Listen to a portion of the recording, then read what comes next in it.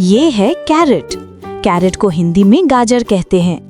ये मीठी और सेहत के लिए बहुत फायदेमंद होती है। ये है पटेटो। पटेटो को हिंदी में आलू कहते हैं। ये लगभग हर सब्जी में इस्तेमाल होता है और सबका फेवरेट है।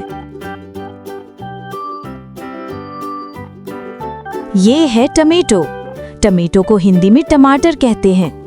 ये सलाद, सब्जी और सॉस हर जगह काम आता है।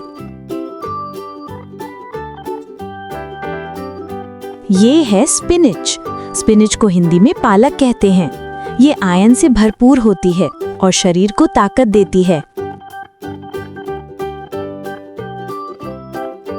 ये है कॉलीफ्लावर। कॉलीफ्लावर को हिंदी में फूल गोभी कहते हैं।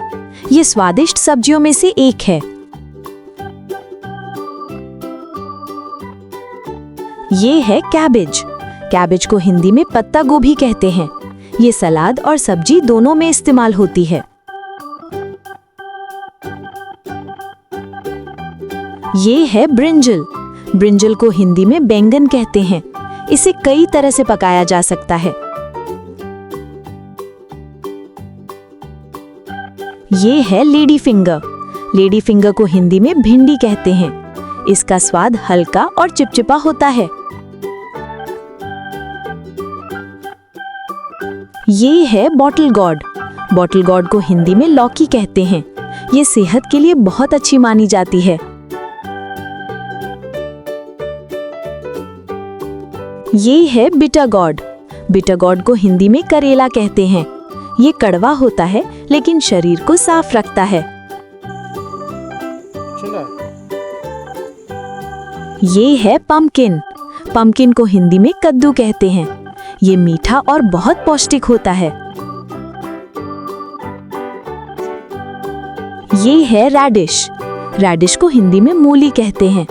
ये सलाद और पराठों में खूब खाई जाती है। ये है अनियन। अनियन को हिंदी में प्याज कहते हैं। ये लगभग हर रसोई की सबसे जरूरी सब्जी है।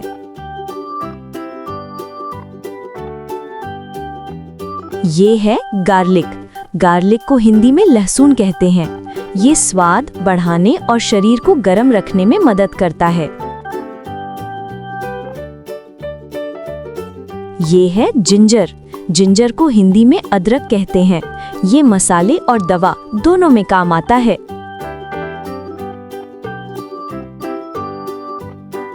ये है पीज। पीज को हिंदी में मटर कहते हैं। ये हरी हरी और मीठी होती है।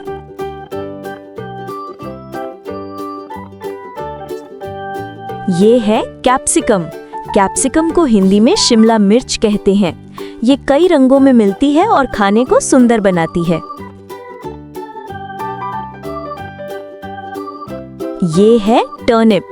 टर्निप को हिंदी में शलगम कहते हैं। इसका स्वाद हल्का और मुलायम होता है।